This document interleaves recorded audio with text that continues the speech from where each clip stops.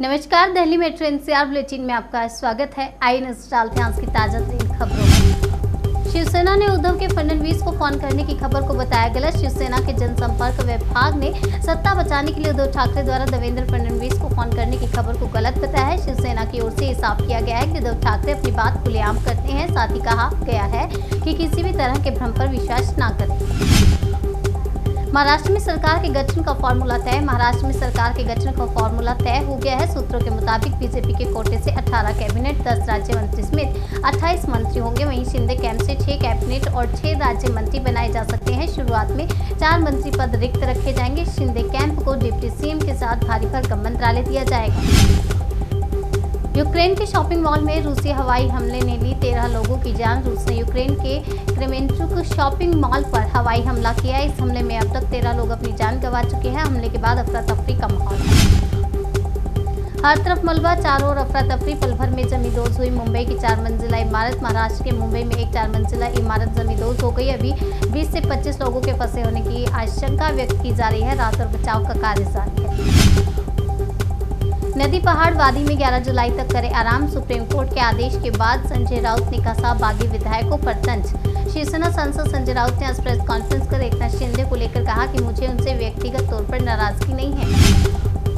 Corona मामलों में थोड़ी राहत। 24 घंटे में 12,000 से कम आए केस, 27 की मौत। स्वास्थ्य मंत्रालय के आंकड़ों के मुताबिक देश में कोरोना के एक्टिव केस की संख्या बढ़कर 96,700 हो गई।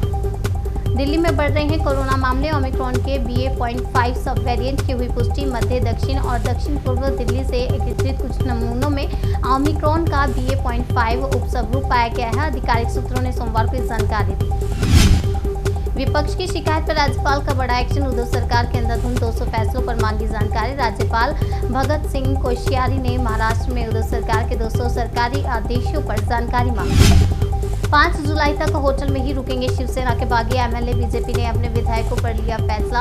आपको बता दें, महाराष्ट्र में जारी राजनीतिक संकट के बीच शिवसेना के बागी विधायकों को अभी होटल में ही रुकना होगा। भोपाल में 7 लाख में बिका टाइटन नाम का बकरा। एमपी के भोपाल में बकरीद पर कुर्बानी के लिए एक बकरा 7 लाख रुपए में बिका।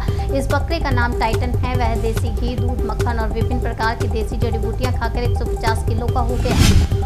नरोत्तम मिश्र ने ऑल आउट न्यूज के मोहम्मद जुबैर को बताया इस गैंग का सदस्य तीस्ता सीतलवाड़ से पद्मश्री वापस लेने की मांग की। गृह मंत्री डॉक्टर नरोत्तम मिश्र ने कहा कि कथित पत्रकार मोहम्मद जुबैर टुकड़े टुकड़े गैंग का हिमायती था, इसलिए दिग्विजय सिंह समेत सभी टुकड़े टुकड़े गैंग के समर्थक उनकी गिरफ्तारी के विरोध में हैं। नशा मुक्त गांवों को 2 लाख का इनाम देगी सरकार। मुख्यमंत्री शिवराज सिंह चौहान का ऐलान। मुख्यमंत्री शिवराज सिंह चौहान ने ऐलान किया है कि प्रदेश में नशा मुक्त गांवों को 2 लाख रुपए का पुरस्कार प्रदान किया जाएगा। ONGC हेलीकॉप्टर ने अरब सागर में ऑयल रिंग के पास की इमरजेंसी लैंडिंग। कुल 9 में से 6 लोग बाहर निकाले गए और ONGC के हेलीकॉप्टर को अरब सागर में ऑयल रिंग के पास की इमरजेंसी लैंडिंग करनी पड़ी। इस हेलीकॉप्टर में कुल 9 लोग सवार थे।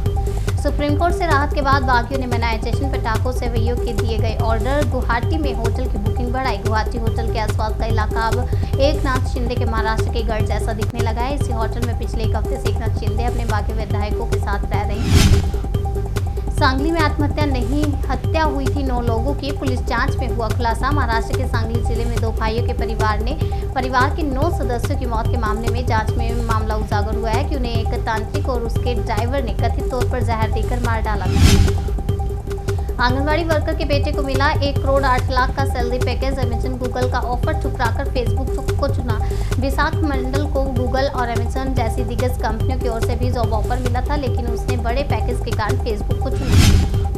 G7 में पीएम मोदी की 2 कहा, भारत अपनी ऊर्जा सुरक्षा के श्रेष्ठ हितों के लिए काम करता रहेगा। रूस यूक्रेन युद्ध के मद्देनजर पश्चिमी देश भारत पर रूस से तेल आयात बंद करने का दबाव बना रहे थे। ऐसा लगता है कि इस दबाव के जवाब में भारत ने G7 सम्मेलन में ये बयान दिया है।